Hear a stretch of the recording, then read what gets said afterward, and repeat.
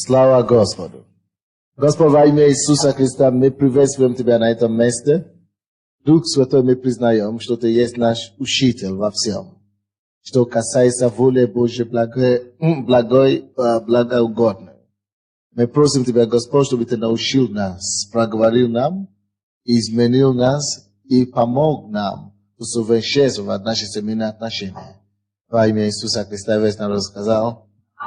Сегодня у нас, конечно, такое учение или семинар будет, и она немножко такая деликатная тема.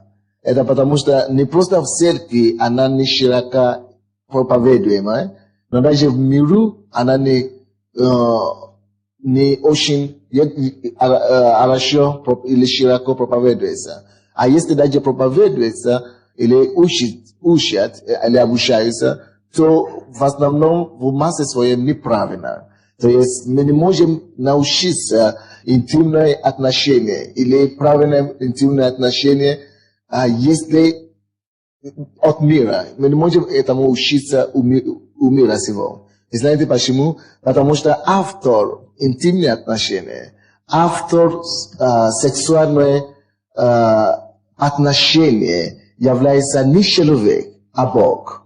Это Бог является автором. Как эта Библия нам говорит, что Бытие 2:18, вы можете открыть, что после того, как Бог создал человека, кто из вас знает, кого сначала Бог создал? Мужчину или женщину? Он создал мужчину. По имени какого? Адам. Бог создал Адама. И после этого Адам был один. И в один прекрасный день, 18 стих 2 главы, Бог говорит, и сказал Господь Бог, нехорошо быть человеку одному, сотворим ему помощника, соответственного ему. Нехорошо человеку быть одному. Это было Слово Божие, это было приговор Божий. То есть, не человек решил сам, что ему нехорошо быть одному. Это его Создатель принял решение, что это плохо, когда человек, либо мужчина или женщина, но особенно мужчина, когда мужчина один, или когда женщина одна, что это плохо, и Бог поэтому принимает решение, чтобы создать супругу или помощника, соответственного ему. Не здесь? Так что, если мы хотим что-нибудь знать о браке, мы должны обращаться к истоку брачного отношения. Если мы хотим что-нибудь знать правильно о супружеской жизни, то мы должны идти к автору, основоположнику этого искусства и учиться у него, как жить правильно. Теперь давайте возьмем, я вам хочу дать какую-то картину. Давайте возьмем художника, допустим. Как раз мы находимся в правильном зале. Посмотрите, пожалуйста, на эту картину. Эта картина изображает Иисуса, когда он был вознесен, и ученики внизу. Человек, который вы согласны, что это художник нарисовал, правда? Возможно. Человек, который умеет рисовать, так? Художник. Не архитектор, наверное, и не инженер. Это художник, так? Художник, который нарисовал эту картину и любую другую картину, прежде чем он приступал к своему творчеству, к своей работе. Когда он уже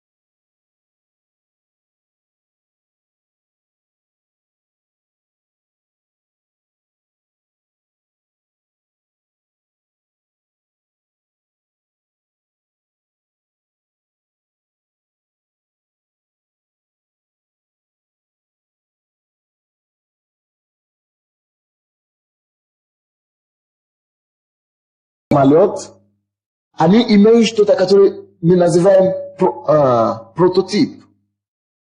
Прототип это как бы оригинал того, что они создают. Из разработка. Это разработка, прототип до того, как мы могли видеть с вами машину в разуме или в сознании конструктора уже был свой прототип. Он знал, что он хотел видеть человечеству. Это было у него, он знал, к чему он стремился. То же самое с Богом. Все то, что Бог делает, он знал, к чему он идет, к чему он стремится. Бог наш, которому мы служим, есть тот Бог, который очень хорошо знает конец с самого начала. Он знает, что он хотел добиться. Почему? Как это относится к нашей теме сегодня? Если Бог создал институт брака, супружескую жизнь, я хочу, чтобы мы с вами анализировали это и поняли, что с самого первого дня, когда Бог принял это решение, создать то, что мы называем сегодня семью, с самого этого момента, с самого первого дня, Бог имеет полную картину того, то, что Он хочет, и чего Он хочет добиться. Понимаете меня? Он знает рецепт успешной семейной жизни. Он знает, почему Он создал институт брака или семейной жизни, супружеской жизни. У него была цель для этого. Это Он создал этого института. И этот институт для Адама и для Евы. Он знал, что Ева должна получить от такого взаимоотношения. И он знает, что должен получить мужчина, Адам, от супружеской жизни. И когда он это сделал, он не хотел, чтобы мы отошли от его предписания. Он не ожидал, что Адам, то есть мужчина, или Ева, жена, будет когда-нибудь не только не слушаться ему, но еще и учить Богу, что нужно делать в супружеской жизни. Кто из вас знает, что создание не может учить Создателя, что делать? Понимаете меня? Знаете, к чему я склонюсь? То есть Бог не ожидал, и Он не рассчитывал так, что день придет, то мы будем ему дать рецепту, как нам хочется жить, как мы хотим жить. И поймите, поэтому мы не можем ожидать, что мир научит нас, как жить правильно, потому что они не создали супружеской жизни. Поэтому мы не можем ожидать, что телевизор, газета или журналы научат нас жить правильно в супружеской жизни, тем более интимной жизни супружеской. Поэтому мы не можем полагаться на советов подруг и друзей. Мы должны иметь только один выбор, мы имеем только одно направление. Кому мы можем обращаться? Тому, кто образовал и создал этот институт. И понимаете меня? Слава Богу, слава Богу. Аллилуйя. Слава Господу. Ну что ж, сегодня мы не говорим о браке как таковом. У нас, по-моему, был уже такие проповеди в церкви, вы можете приобрести кассеты, если вы хотите знать обязанности жены и мужа. Как раз кассеты эти мы специально делали копии для вас. Кассеты об супружеской жизни вообще находятся сзади. Но сегодня мы еще не провели такое учение здесь, в нашей церкви. И я думаю, что даже в Киеве, может быть, такое учение еще не было. какой должна быть правильное интимное отношение. Почему интимное отношение? Очень многие часто боятся эту тему, затронуть эту тему. Я даже больше вам скажу, иногда мужья и жены боятся затронуть эту тему. И они даже между супруги, даже между собой очень часто не говорят глубоко или как следует об этом. Давайте посмотрим Библии, что Библия вообще говорит об интимном отношении. Если какой-нибудь заговорки или косвенные, хотя бы косвенное или непосредственное обращение к этой теме Библии. Давайте начнем, пожалуйста, от Матфея 19:5, который вы очень хорошо знаете. Мы всего лишь начинаем оттуда. Мы пойдем дальше. Хорошо? От Матфея 19, 5 стих. И сказал Иисус. Хорошо, давайте начнем с 3 стиха, пожалуйста. И приступили к нему фарисеи, и, искушая его, говорили ему, по всякой ли причине позволительно человеку разводиться с женой своей. Он сказал им в ответ, не считали ли вы, что сотворивший в начале мужчину и женщину сотворил их? Я хочу вам передать мысли Бога.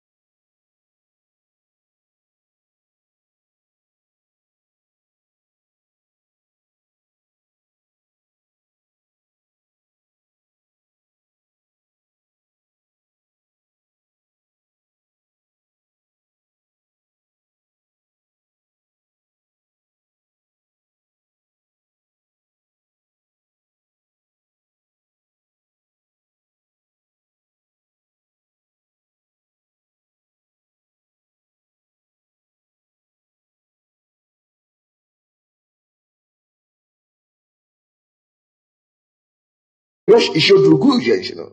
Это получается уже не женщина. Это уже получается женщины. Или ты берешь другого мужа. Это уже получается мужчина. Это получается как? Мужчины. Поэтому Иисус говорит, что это глупо. Дайте задавать такие вопросы. Разводиться или нет? Жениться или сколько раз? Насколько жен имеет? Бог имеет в виду, чтобы мы могли иметь. Бог создал нас, мужчину и женщину. Поэтому, в принципе, то, что правильно, по Божьему взгляду, Бог вообще-то. Я знаю, что многие из нас были уже виновниками этого, ушая себя, но женщины и мужчины должны вообще-то иметь только один партнер за свою жизнь. Это точки зрения Бога. Ты даже не имеешь права трогать другую женщину. Потому что интимное отношение, секс, это единственный способ, как передается кровь друг другу. Отношения, которые ты можешь иметь с женщиной, когда вы начнете обменивать не просто плоти, но даже кровь. Жизнь. Библия говорит, что жизнь в крови. Если вы обнимаете кровью, вы знаете, что вы обнимаете жизнью. Кто-нибудь меня понимает? Когда вы имеете, Библия говорит, кто соединяется с блудницей, то один с блудницей. Когда вы соединяете в сексе или в интимном отношении с супругой, с вашей женой или с вашим мужем, вы идете глубже, чем вашего разума может понять. Или ваши эмоции может постигнуть. Поэтому, особенно после женитьбы, особенно после того, как ты уже живешь с женой, или ты уже живешь с мужем, особенно опасно и преступно ne prosta svoje supruge, no i Bogu jeste te еще будет посторонних детей отношения. О, Боже, прости. Это получается, ты принес чужую кровь в вашу семью. И вмешал это не просто в себе, но и в твою жену. О, не дай Бог, Боже мой, спаси нас. Поэтому много поколений людей сейчас умирают от СПИДа. И в Африке, в Америке, и даже здесь. Потому что они не понимают таинства Господня. Поэтому мужчину и женщину сотворил их Бог. Если ты был виноватым или виновным в этом прошлом, слава Богу, что мы служим Богу, который прощает и забывает. Поэтому особенно важно, что после того, как мы уже приходим к Иисусу, и мы получаем ощущение и прощение, после того, как Бог уже сказал, окей, я видел, как ты жил неправильно. Я видел, как ты нарушил мои слова и установления. Но теперь же я тебя прощаю. И я кровью моего Сына Единственного омываю тебя. После того, как Он это чудо делает для нас, особенно преступно это будет, если мы еще пойдем после очищения, после прощения, ступать такой грех. Вы знаете, как это серьезно? 5 стих говорит, и сказал, поэтому оставит человек отца. Поэтому. Почему? Потому что Бог создал их, мужчину и женщину. Они для друг друга и только они обои. Поэтому это решение настолько серьезно.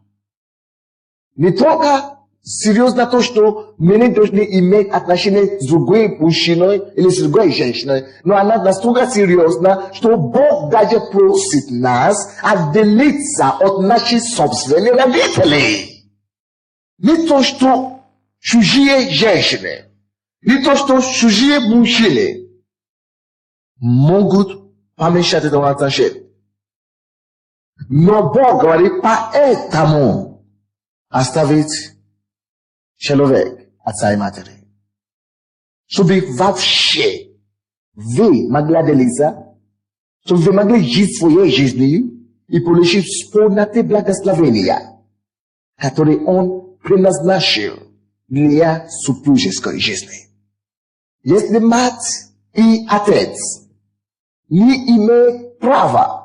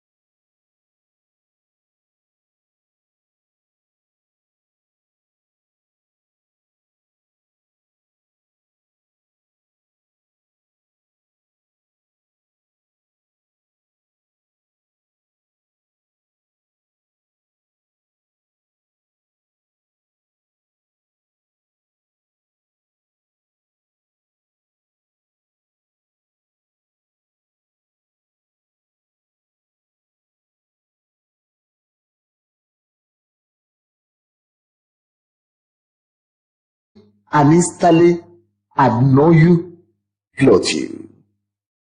Теперь, есть разные виды отношений, которые существуют между мужчинами и женщинами. И когда, допустим, вы работаете с кем-то, вы коллеги, и вы можете быть очень близко. Есть другие отношения, которые могут быть ближе. Вы можете иметь друзья с другого поля, но вы не муж и жена. Вы можете делить между собой очень много тайн, Знаете, в прошлом году я учил об этом. Есть дружба. 4 уровня дружбы. Вот. Но тут из все дружбы, которые может быть, конечно, ваша жена или ваша супруга должна быть вашей самой близкий друг. Амин? Это понятно. Но из все отношения, которые будут между человеками, или между мужем даже и женой, они не смогут стать одной плотью, пока не входит в их отношения интимная жизнь. Бог же сказал, они должны стать одной плотью. Без интимной жизни, без сексуальной или половой отношения, они не смогут стать одни. Теперь послушайте. Если мужчина и женщина уже пошли так далеко, что они стали одним или одно сексуально, половой жизни, то не должна быть преграды в других сферах семьи, чтобы не быть одной. Если вы уже одни в том, то, что сокровенное, в том, то, что таинственное, в том, то, что божественное, в том, то, что священное. Если вы уже там одни, то, что мешает ваши финансы быть одни? Что мешает вам разделить горе между собой? Что тогда может не быть одно в вашем отношении? Если то самое сокровенное, вы уже одно там. Понимаете меня? Теперь это есть принцип, который было в сердце божества. Это есть то, что было в сердце Бога, когда Он сотворил это отношение. Это в частности, это наполовину я говорю только то, что касается секса сегодня. Я не говорю об остальном. Теперь давайте посмотрим, это правда, почему? Потому что Иисус Христос, как вы знаете, является частью божества. Аминь. Он есть вторая личность божества. Так что Он был там в начале. Аминь. Мы имеем 3 личности, но в одном Боге.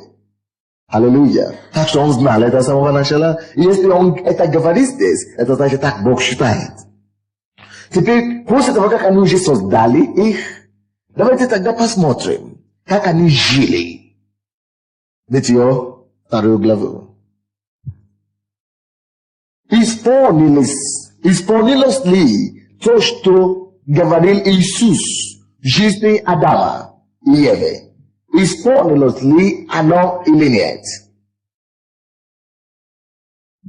23, 24, 25 стихи. Бытие 2. И создал Господь Бог из ребра, взятого у человека, жену, и привел ее к человеку. Извиняюсь, это 22, но теперь 23. И сказал человек, вот это кость от костей моих и плоть от плоти моей. Она будет называться женою, ибо взята от мужа.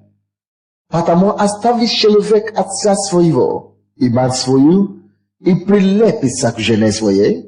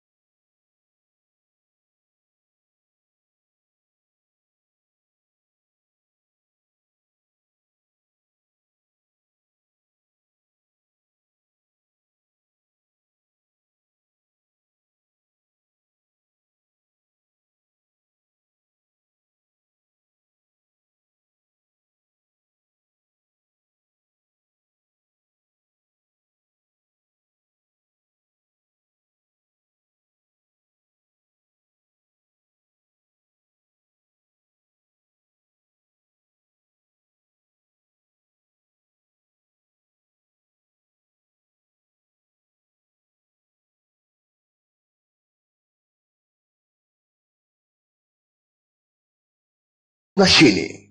Они стыдились, когда они были наги, потому что Бог вместил их вместе.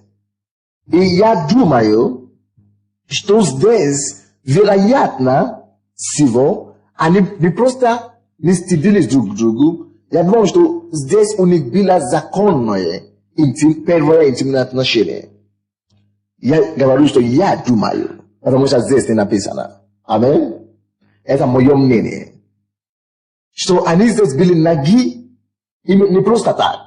Они имели первое интимное отношение, и у них не было стыда. Так что это самое первое, то, что мы видим близко к сексу.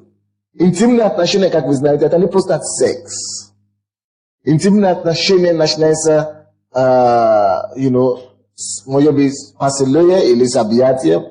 И имеет 3 уровня. Это секс, это совершающая стадия. Но это начинается с объятием и поцелуя, вторая стадия. Или первая, как у кого. Аллилуйя. Так, теперь давайте напишем, пожалуйста, для какой цели или, да, можно написать цели интимные отношения. Напишите, пожалуйста, если пишите. Для чего Бог создал интимные отношения? Во-первых, Бог создал секс или половое отношение между мужчиной и женщиной для того, чтобы продолжать, для продолжения человеческого рода. Это во-первых. Это согласно Бытие 1 глава 28 стих. И благословил их Бог, и сказал им Бог: плодитесь и размножайтесь, и наполняйте землю, и обладайте ею, и владычествуйте над рыбами морскими, и над птицами небесными, и над всякими животным, пресмыкающимся по земле. Для размножения, для продолжения человеческого рода. Но не только для этой цели. Вы слушаете меня? Скажите, не только для этой цели. Допустим, если бы это было не только для этой цели, то люди, которые не, допустим, мы с женой, у нас нет детей сейчас. Это значит, мы порвали, это значит, мы не живем в супружеской жизни. Или это значит, мы не должны заниматься любовью. Или это значит, что что-то не то. Поэтому, если даже муж и жена не могут иметь детей, и у них нет детей, они все еще смогут жить самой счастливой супружеской жизнью. Ни в коем случае не хуже, чем у тех людей, у кого есть дети. Почему? Потому что не только для этой цели. Это во-первых. Во-вторых,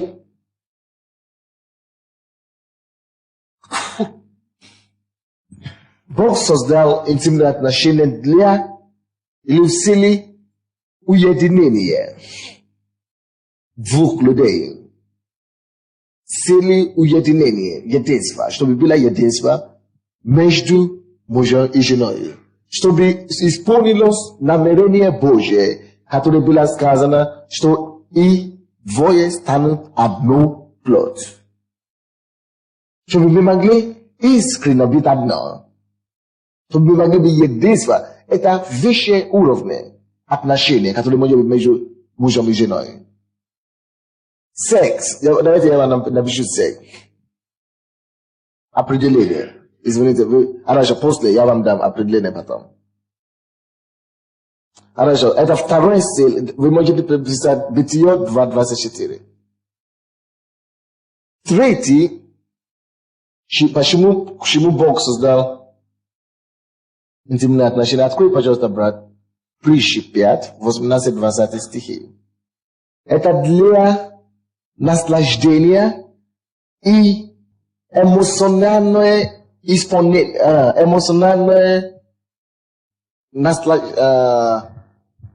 расслабление или что-то подобное. Не расслабление, но для наслаждения и эмоциональное fulfillment, accomplishment. Это как достижение полноты, подъема для эмоционального подъема и Иисус говорит, что чтобы радость ваша могла быть совершенна, для усовершения или вашей эмоциональной жизни. Так, читай, пожалуйста, 18-20 стихи. «Источник твой да будет благословен, и утешайся женою юности твоей, любезною ланию и прекрасную серною, груди ее да упаяют тебя во всякое время, любовью ее услаждайся постоянно. И для чего тебе, сын мой, увлекаться постороннюю и обнимать груди чужой?» Аллилуйя. И вы знаете, вы только что читали Библию. Кто это знает? Что то, что мы только что читали, это Библия была. И Библия не скрывает слов. Когда речь идет, он не умолкает, это самое, он не умоляет действие того, то, что есть на самом деле. И Библия здесь говорит, 18 стих. Источник твой, да будет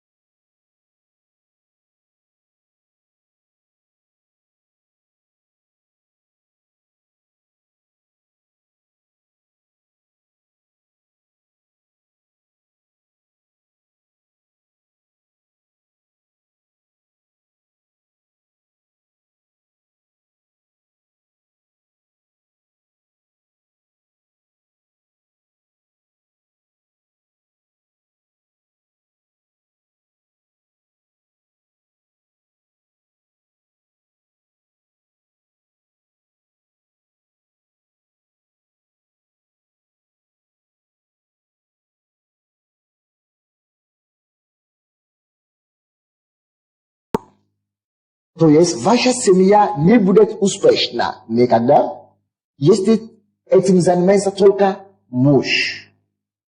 Ваша семья не будет успешна никогда, если об этом заботится только жена. Требуется обои усилия. Вы понимаете меня? И еще напишите одну фразу интересную. Супружеская жизнь или семья не сработает само по себе. Семья не получается, не сработает само по себе. Семью нужно сделать. Вы не поняли, да? Вы должны своими руками, своими усилиями сделать свою семью успешную. Обоими стараниями. Так, 18 стих говорит, источник твой да будет благословен, и утешайся женою юности твоей. Утешайся. Утешение, утешайся юности твоей. Это наслаждение, правда? Утешайся. Не богатством. Утешайся. Не работай. Пишите, пожалуйста. Утешайся. Не работай. Утешайся. Не богатством. Утешайся. Не дружественными или окружением. Окружением. То есть не друзьями. Утешайся. Бог говорит, чтобы ты научился получить утешение или наслаждение у жены твоей. 19. Любезною ланию и прекрасною сердною. Понимаете? Груди ее да упокоят тебя во всякое время. Груди ее. Бог говорит, что Груди женщины не предназначены только для напоения детей. И вы, мужчины, знаете, что происходит, когда вы имеете отношения с вашей женой. И когда вы действительно утешаетесь этим. Потому что Бог говорит. Теперь вы видите, что это написано в Библии, так? Не то, что это берется из Голливуда. Амин. Голливуд не может нас научить ничего хорошего. Сексуальном или интимной жизни. Мы должны их учить, потому что у них только есть отвращение или извращение. Груди ей да упокоят тебя во всякое время. Очень часто мужчины бывают эмоционально напряженные. Так? Хорошо? Вот здесь решение. Вы должны знать, это серьезно, поэтому только здесь женатые люди. Вы знаете, потому что вы привыкли не быть открыты друг другу. Поэтому это смешно. Но это на самом деле это правда.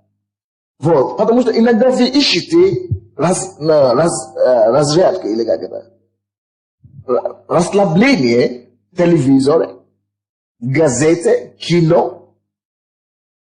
Тратите свое время напрасно. Вы должны учиться пользоваться то, что Бог сам тебе дал. Чтобы сгрузить себя, разгрузить себя после тяжелого дня,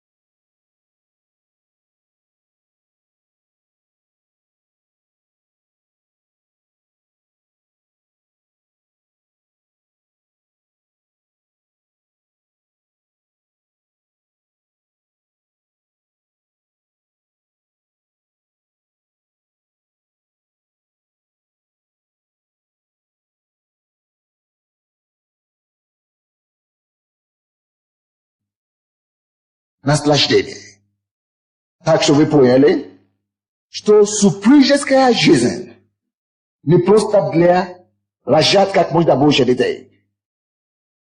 Вы знаете, из-за этого доктрина, чтобы только рожать детей, многие женщины сегодня остались очень неисполненными,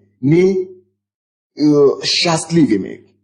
И вы знаете, что происходит? Мужчина приходит с работы, у них уже есть дети, они просто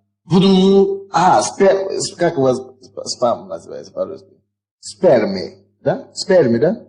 Он уже выпустил спермы, он достиг свой оргазм и ушел. Я уже сделал все то, что необходимо, чтобы ребенок был. Он не задумывается, что необходимо еще довести свою жену до оргазма. Чтобы она также могла получить наслаждение с этого акта. А если жена жалуется, она говорит, это что, я уже все, уже пустил туда, а ребенок будет, что там будет? Забывая о том, что цель супружеской жизни гораздо глубже идет, чем просто пустить там туда. Я не знаю, за сколько минут это получится, за полминуты даже получится, пусти туда спермы и поехали, все равно ты будешь беременна, какая разница. Короче, мы будем потом говорить об этом. 20 стих. И для чего тебе, сын мой, увлекаться постороннюю и обнимать груди чужой? Для чего тебе? Теперь я вам скажу, для чего люди это делают. Потому что люди не имеют понимания. Люди не знают, что такое намерение Бога. Люди не имеют понимания о силе Божьей. Когда человек перестает ценить то, что у него есть, он начнет смотреть на то, что есть у другого. Или у чужого. Вы понимаете меня? Но если ты поймешь, ты начнешь понимать правильно, что это в принципе то же самое, и выполняет тот же самый роль, ты поймешь в конце концов, что нет смысла этого делать. И знаете, это называется злоупотребление. Я всегда говорил, что если человек не знает, что такое микрофон, так, допустим, стакан или другая вещь, если человек не знает ценность чего-то, он автоматически будет злоупотреблять его. Если человек, допустим, видит микрофон, это первый раз, он пришел, барабаны, он можно будет играть. На барабане играет. Если человек возьмет это как инструмент для барабаны, как вы думаете, что произойдет с этим микрофоном? Спортится, правда? Девушки, вы не женаты, да? Вы не замужи. Вы не туда попали, извините. Пускай кто-то там стоит у входа. Когда кто-нибудь входит, вы спросите у них, если они замужем или нет. Потому что они пришли после того, как мы делали объявление как раз, да? Хорошо. То, что толкает мужчины и женщины в неправильное к блуду и прелюбодеянию, это потому что они не знают, не имеют Божье понимание. Они не понимают Божьей истины. Они не имеют света в них. У них полная темнота. Амин. То есть мы уже с вами выяснили, что Бог заинтересован в том, чтобы у нас было всестороннее гармоническое наслаждение, чтобы мы могли получить максимум пользы с того, что Он нам дает. Амин. Теперь следующее. Я хочу доказать, что любовное отношение между мужчиной и женщиной. Спросите, кто-нибудь уже просил? Кто этим занимается? Я говорю, что кто-то там стоял. Аллилуйя. Давайте откроем, пожалуйста, Песней, вторую главу. Песней, вторая глава. Виктор, считай, пожалуйста, от 3 стиха по 17. Песней, вторая глава, 3 стиха по 17. В эти стихи Библии, да? Слушайте меня.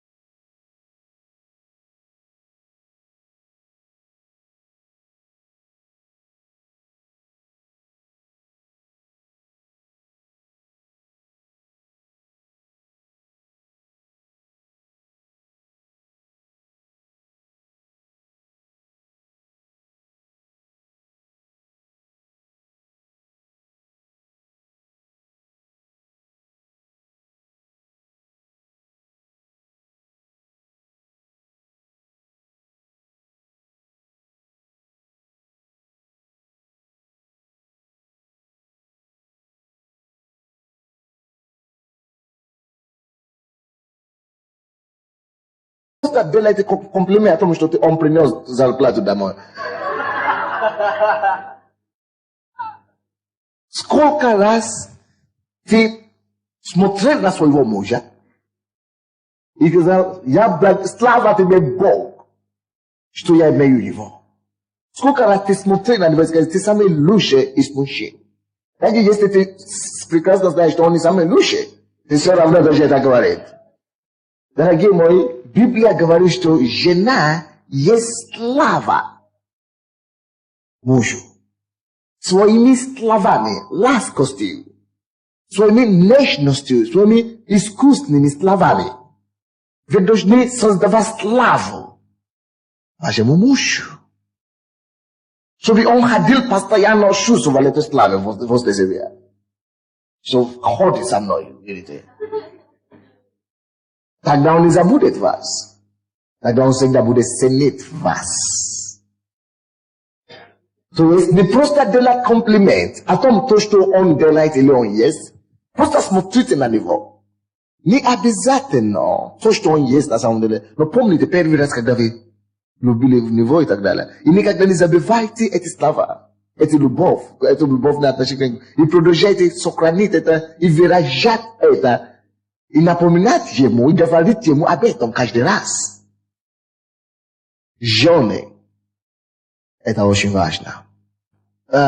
Изобразуйте искусство, как вам поднимать, искусственно поднимать ваши мужей. Чтобы вы не просто закрывали вашу голову платком, а чтобы вы своими словами и поступками покрывали свою голову. И вы знаете, вы покрываете свою голову так, насколько вы относитесь почтение вашему мужу. А то вы, как это, на лесе. Дальше читай, брат. Подкрепите меня вином, освежите меня яблоками, ибо я изнемогаю от любви. Левая рука его у меня под головою, а правая обнимает меня. Заклинаю вас, дщери иерусалимские, серными или полевыми ланями. Не будите и не тревожьте возлюбленной, доколе ей угодно.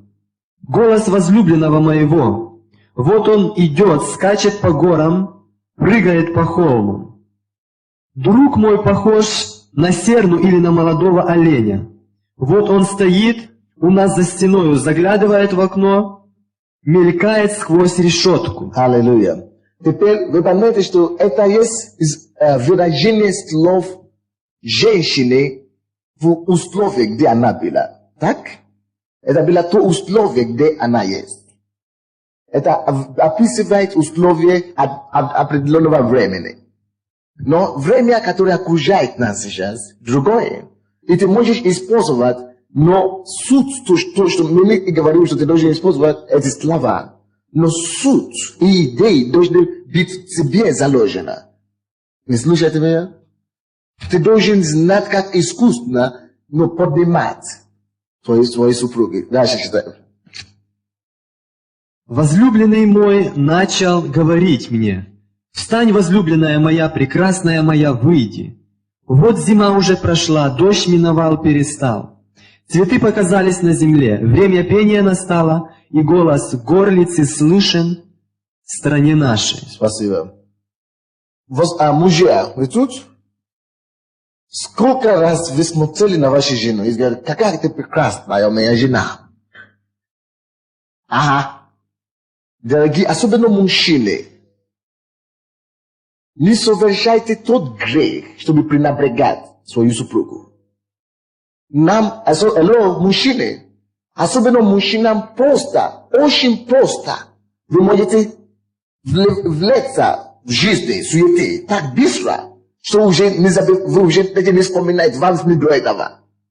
Не разрешайте работу, радость и счастье семейной жизни от вас. Вы можете слишком быть нагружены на работе, что вы даже забудете, сколько раз вы делаете своей жене комплимент. Не только когда она хороший борщ готовит, но вы должны постоянно выражать благодарность.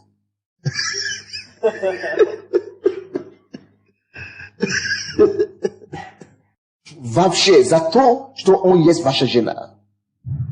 You know? Серьезно, что она есть ваша жена. Вы должны постоянно делать такие комплименты. Я благодарю Бога за тебя. Я просто славлю Бога, что ты моя жена. Ты лучше всех. И я ценю тебя. Ты дорого для меня. Делай такое. И я думаю, что мужчины должны это делать, особенно женам. Они построены так, что они больше нуждаются советом. Я вам могу сказать, чтобы вы начали это делать, и вы увидите разницу в вашей семейной жизни. Очень, может быть, даже сразу не получится, что вы сможете набрать, вы даже отвыкли от этого. Может быть, вы даже никогда этого не делали. Вот приходит время истины. Если вам тяжело, допустим, начать это сразу, как можно начать?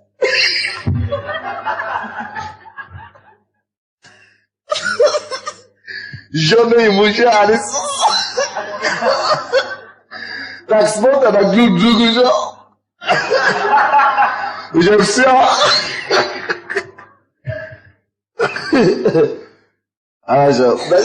Даже некоторые мужья боятся даже повернуть глаза.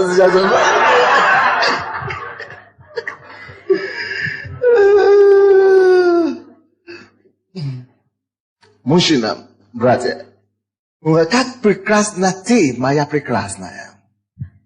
Может быть, это относится к мужьям и к женам, особенно к мужьям. Если вам тяжело, начните, вы знаете как, тактику, которую я вам дам. Да, это интересная тактика. Начните так, чтобы встаньте рано, или пойдите на кухню, или куда-то в туалет, и пишите очень много прекрасных слов, бумага. Да, допустим, хотя бы, хотя бы я тебя люблю. И оставьте на постель, или на кухне, или где она может это видеть. Потому что многие, они не могут переходить этот барьер, что, о, как чудесно ты, как прекрасно ты, как ты чудесно. Они, но. Поэтому напишите это всегда. Каждое утро, когда ты идешь на работу, оставь. Пускай она придет первая. Я тебе скажу, тебя светят по-другому. Как только что ты услышат звуки твоих ног. По-другому откроют тебя двери. И тут борщ будет особый вкус. Аминь. Дальше. Вот зима уже прошла, дождь миновал, перестал. Алло, стоп. Вот зима уже прошла, дождь миновал, перестал. Чему это? Я буду это все говорить в будущем. Но это говорится о том, что муж постоянно ждал время веселья с женой. Муж должен искать условия, как веселить и ласкать и делать приятно. Это почему зима уже прошла, чтобы они могли пошли гулять. Погулять. Мужья, слушайте меня, пожалуйста, во имя Иисуса.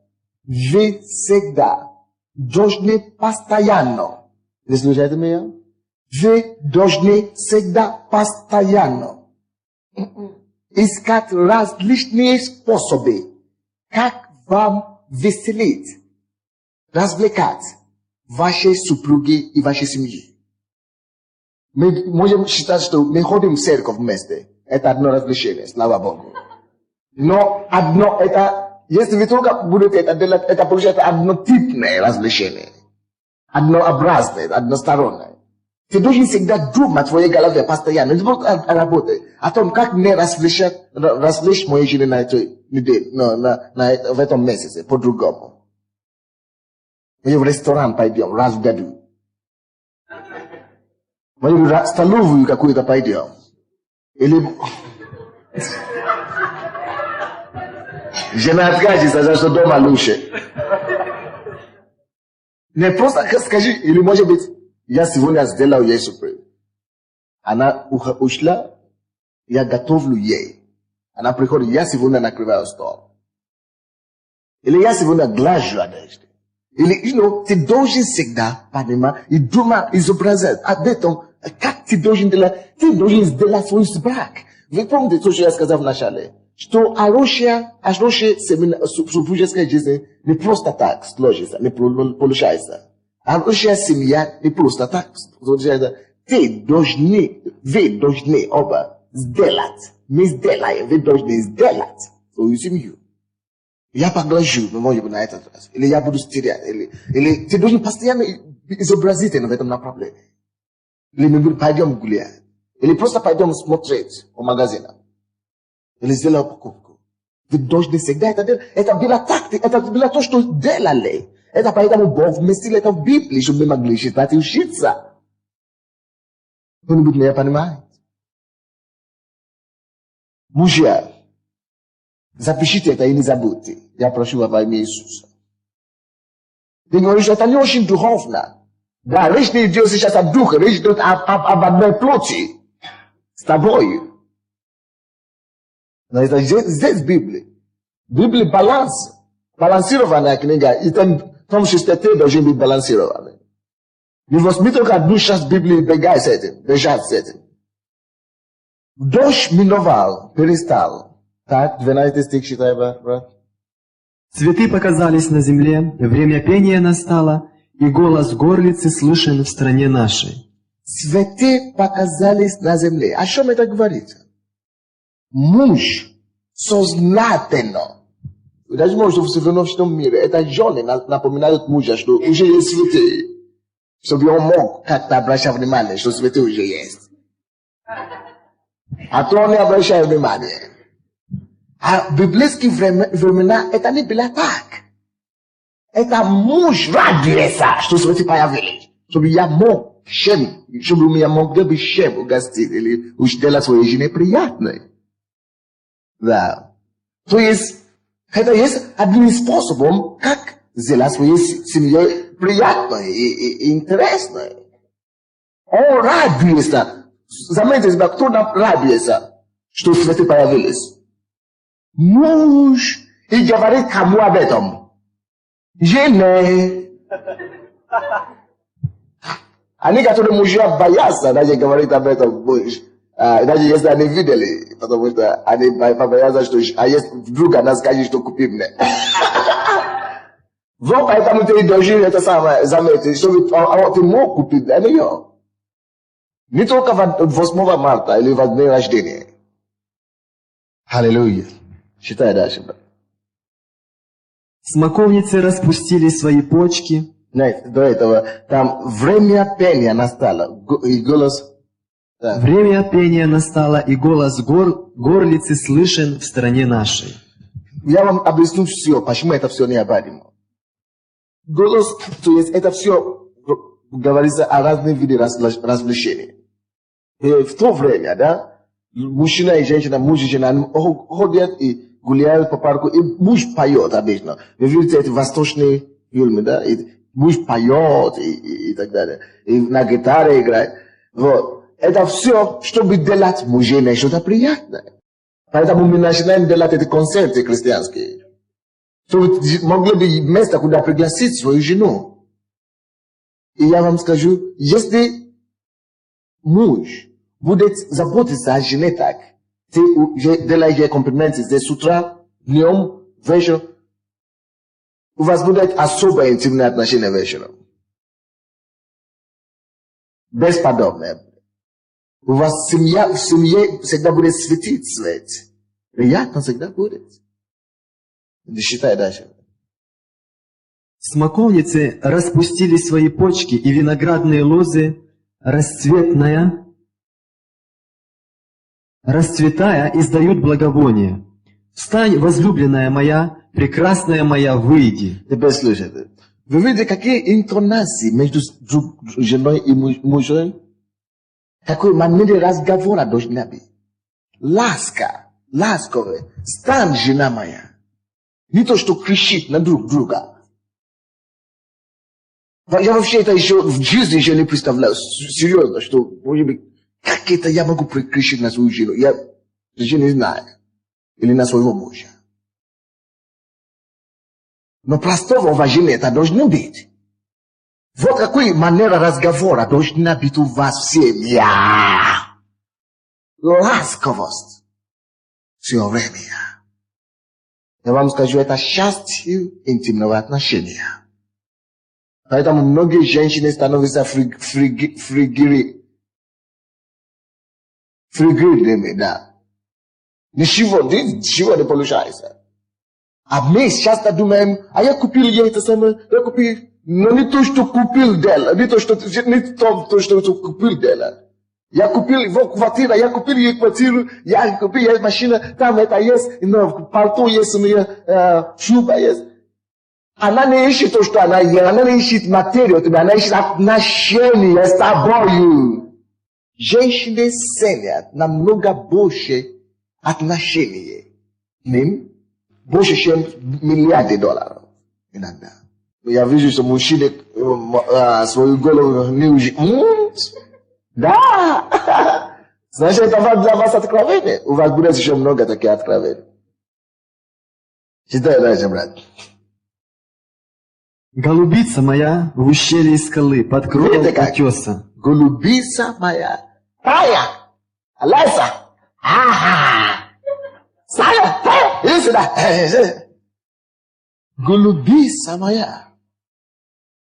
И поэтому я люблю христианские семьи на Западе, особенно в Америке. Они не называют себя просто по имени. И я тоже не называю свою жену по имени дома. Я называю ее принцессой. Постоянно. И когда я так отношусь к ней, мне не придется никогда в жизни, даже суметь укричать или... Потому что ее уважение, это сразу дает уважение. А это уже сразу выходит на другой уровень. Миша, Саша, иди сюда, даже как раб. Саша, иди, дети все это видят. Какое будущее мы вырастем? Дальше, брат. Покажи мне лицо твое, дай мне услышать голос. Есть на русском, тем более на украинском, очень много выражений. Коханая моя. Есть такое? Люба моя. Есть такое? Влюблица моя. Вот очень много чего можно это самое. Это же по-украински, по-русски есть такие вещи, да, правда? Аминь. Видите как? Поехали. Покажи мне лицо твое, дай мне услышать голос твой, потому что голос твой сладок, и лицо твое приятно для меня. Видите, какие слова? Сделай комплименты вашим женам. Лицо твое приятное. И ты одета красиво сегодня. У тебя хорошая прическа сегодня. А то они стараются, а мужа вообще никак не замечают. Ты думаешь, что, моей жене все равно. Ты думаешь? Вы знаете, почему мы часто думаем, что наши жены все равно? Потому что они уже, это не их природа, это не природа женская, потому что это уже, вы убивали это чувство в них.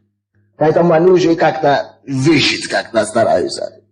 Читай дальше, 17 до 17, вы надо считать. Ловите мне лисиц, лисенят, которые портят виноградники, а виноградники наши в цвете. Возлюбленный мой принадлежит мне, а я ему.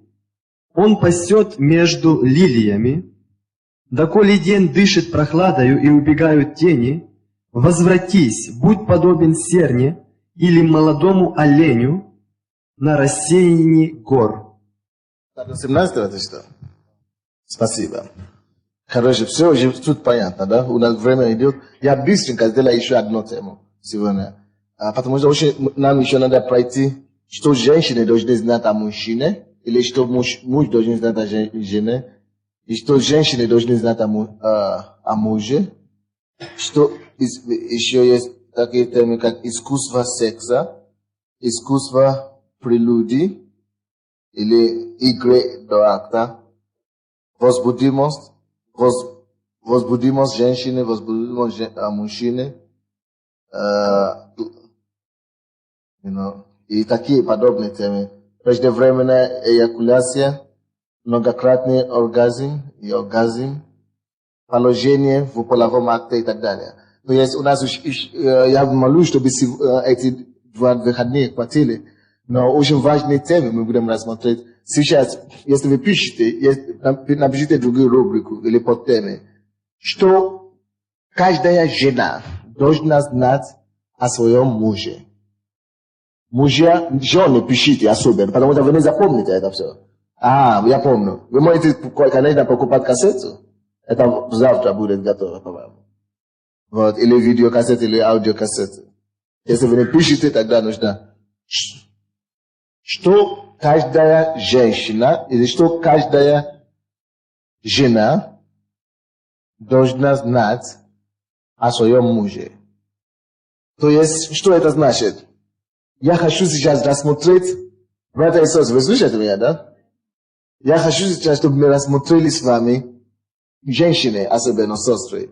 Вы должны знать кое-какие вещи о вашем муже. Не просто о вашем муже, вы должны знать, что для него обозначает секс.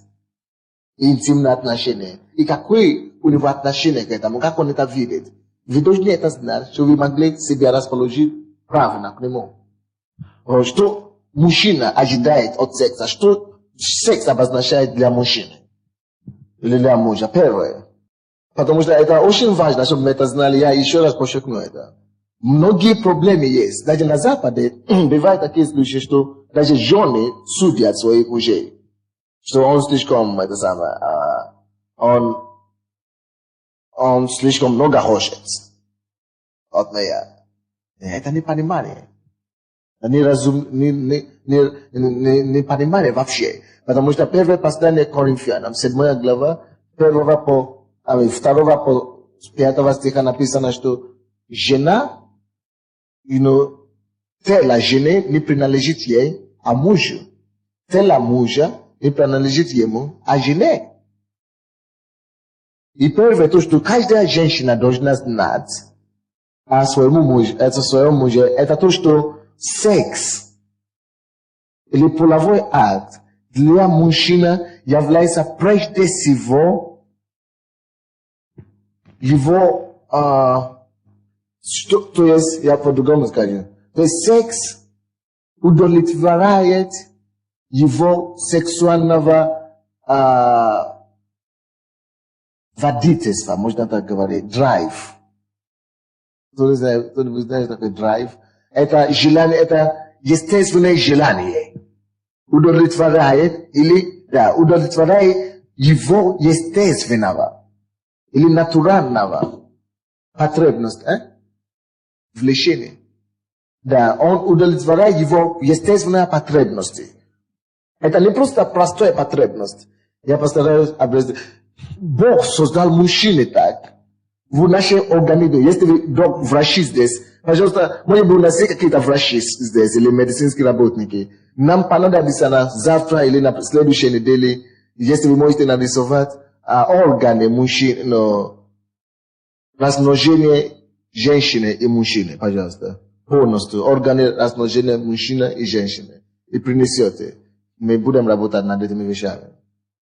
То есть в каждом мужчине строение, наше органическое строение, да? Строение нашего организма было построено так, чтобы мы были агрессивными в сексуальном плане. Больше, чем мужчины, женщины. То есть, когда очень многие женщины жалуются, что он слишком агрессивен, он слишком много стрессует, я не против секса, но может быть раз в неделю, а он может быть каждый день или каждые 2 дня, или что-то подобное. Если вы поймете строение тела мужчины, вы поймете, что это не случайно. Допустим, я просматривал и изучал эту тему, и я вам дам какую-то статистику, которую я нашел. Каждый мужчина аккумулирует очень много, даже миллиарды за неделю. Мужчина может аккумулировать миллиарды точек или спермов. Вы поняли, да, то, что они сказали? Сперматозоид. Миллионов таких. Каждый раз, я вам, чтобы понял, что это значит. Каждая капелька сперма, да, которая, попадает от мужчины, либо в женщину, каждая капля такое, содержит в себе 3 миллиона сперма. 3 миллиона. Это огромное количество. И еще написано, говорят, что мужчине требуется, и вы знаете, что не просто капля, когда интимные отношения идет, не просто капля, он высвобождает. Он много капли такие. Но может быть 2 или 5, или много. И в каждом 3 миллиона. И слушайте, пожалуйста, очень интересно. Напишите мужчины. И каждые 42 часа до 78 часов, это по-разному у мужчин, да? С 42 часов до 78 часов, каждые 78 часов для самых медленных мужчин. А для таких самых быстрых, каждые 42 часов он производит, сотни миллионов. Каждые 42 миллиона он производит сотни миллионов эти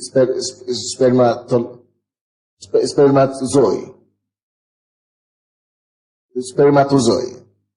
Я, наверное, напишу, дайте мне ручку. Сперматозои.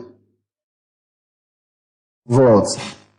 И когда это уже накапливается, слушайте мне, пожалуйста, он может это не ощущать в его мужском органе, он может даже не ощущать. Но в его теле, в его организме, там напряжение большое создается ему. Он даже может не понимать, мужчины даже иногда не понимают, откуда их напряжение. Они даже не понимают. Но они что-то ищут постоянно, они что-то хотят, что-то, но они сами не понимают, что они ищут. Потому что уже накопилось достаточное количество сперматозоидов, которые нужно уже было высвобождать. Они не могли высвобождать. Иногда они не могут высвобождать это по разным причинам. Кто-то работает. А если такие агрессии начинают появляться у вашего мужа, или какие-то, он сам даже не знает, что он хочет, вы как муж, как жены, вы должны понимать, что, секс есть один из способов, как мужчина просто расслабляет и удовлетворяет то, что является естественно для его организма. Ему надо все это высвобождать все равно. А он это может высвобождать не просто так, а в свою жену. Вы понимаете? Я не знаю, если это понятно. Я тоже не специалист, но если я учился. Вы понимаете, что я говорю, да? Что первое условие, первый пункт, это то, что естественная потребность, естественное натуральное создание человека, мужчина, делает его автоматическим агрессором. И поэтому многие мужчины не очень неправильно подходят к сексу. Потому что это у них уже накопилось всего. Они не понимают, что женщины нельзя просто так, как и они. Мужчины получают потребность, сексуальную потребность сразу. Потому что это накопляется в течение дня. А женщины, чтобы их включить, нужно отработать, нужно прелюдии и так далее. И очень часто мужчины это не понимают, они просто считают, они просто думают о своей агрессии, о своей потребности и сразу хотят. Сразу секс. И они иногда встречают очень много сопротивлений. Они не понимают, почему она не хочет. Не в том, что она не хочет, но она хочет, чтобы ее довели до этого состояния. Женщина совсем другая, у женщины совсем другой натуры. Это, чтобы женщина могла правильно и заниматься любовью, любое время, или, допустим, вечером, допустим, это во много зависит от отношения мужа к ней с утра. Допустим, если с утра мужчина, пренебрегал женщину и жену, и даже не обращал внимания, а потом вечером я хочу. Мало что ты хочешь. Это женщина считает это как неуважительное отношение. И женщины начинают считать, думать, что они как проститутка получается, что я уже как машина. Ошица включи, уже я всегда готова получается. А так они не созданы, это другая натура. Надо подготавливать их вежливо. И даже, поэтому мы должны просто думать о себе. А жены тоже, вы должны знать, что это есть потребность их. Вы должны учить, может быть, ваших мужей иногда. Или просто понимать их иногда. Это первое, то, что женщины должны знать о мужчинах. Второе, то, что все жены должны знать о мужьях. Это то, что секс для мужчины или для вашего мужа, это важно для него. Потому что это исполнение его, это то, что ему дает чувство мужчины. То есть, это то, что его доводит до его чувства мужчины. Это очень важно, чтобы вы не порвались, а не потерпели поражение. Женщины, слушайте сюда. Очень важно, чтобы вы не пренебрегали секс и интимные отношения в вашей семье. Очень важно, чтобы вы не потерпели поражение в этом направлении. Потому что если, допустим, жена фригидная, и она не удовлетворяет мужу, если вы не удовлетворяете мужу в сексуальном плане, этот муж никогда не будет себя считать полноценной, даже в окружении своих друзей, даже на работе. Когда у мужчины неудачная супружеская или сексуальная жизнь, он всегда будет скованный такой. Он всегда будет неуверенный. Он не будет мужчина никогда. Хороший. Поэтому многие из вас обвиняете ваших мужей в том, что они не мужчины. Не потому, что они не мужчины, потому что вы не помогли им быть мужчинами. Если интимные отношения в семье ненормально, это сказывается как-то обязательно. Вы здесь? Иногда бывает такое, что наоборот, это у мужчины проблем. Мы разберемся в этом тоже. Обязательно. Если это наоборот, женщина не удовлетворяется, мы тоже дойдем до этого. И мы посмотрим, как мужчина может быть более эффективный в сексуальном плане, и женщина тоже может быть более эффективной в сексуальном плане. Потому что если Бог дает нам это благословение, Он дает нас, чтобы мы получили максимум благословения от этого. То есть, не пренебрегайте интимные отношения в вашей семье, это ему дает чувство, это ему помогает быть мужчиной. Это второй пункт. То, что все женщины должны знать о своей. Третье, то, что вы должны знать. Секс, интимные отношения есть для мужчины способ, тот иногда единственный даже бывает, способ, как ему доказать его любовь своей супруге. Иногда это есть способ его сказать вам, что он еще вас любит. Не просто для исполнения его эгоистического, как некоторые женщины делают, желания, а чтобы доказать вам, что он любит вас. Так что не пренебрегайте это. Следующее, то, что каждая женщина должна знать о своем муже. И, конечно, если он это делает, чтобы уверять о его любви, значит, через секс мы можем обновлять наши отношения. Каждый раз обновлять отношения наши. Следующий пункт. Женщины должны это помогать. Я думаю, что тут женщины должны помогать своим мужей избавиться от этого.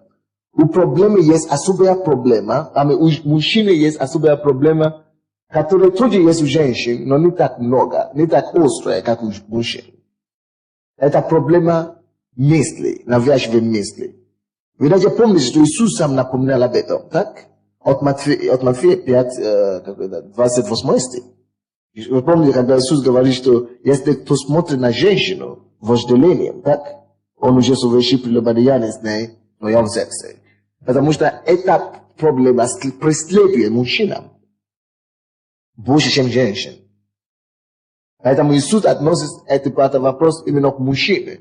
То есть мужчина может очень просто запечатлять вещи в своем разуме и начинать крутить там.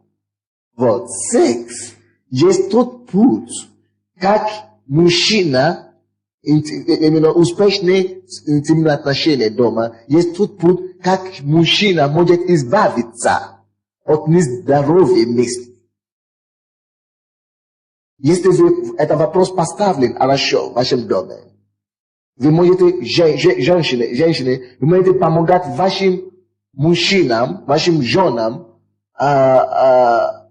избавиться и жить свободной жизнью от мыслей, от преследования, от некрасивых и нечистых мыслей. Вы понимаете меня, да? Это если у него будет очень хорошая сексуальная жизнь дома, он думает, что все равно, что мне даст. Допустим, я не знаю, как человек может иметь Мерседес дома, а потом завидовать Жигули на улице. Не стоит.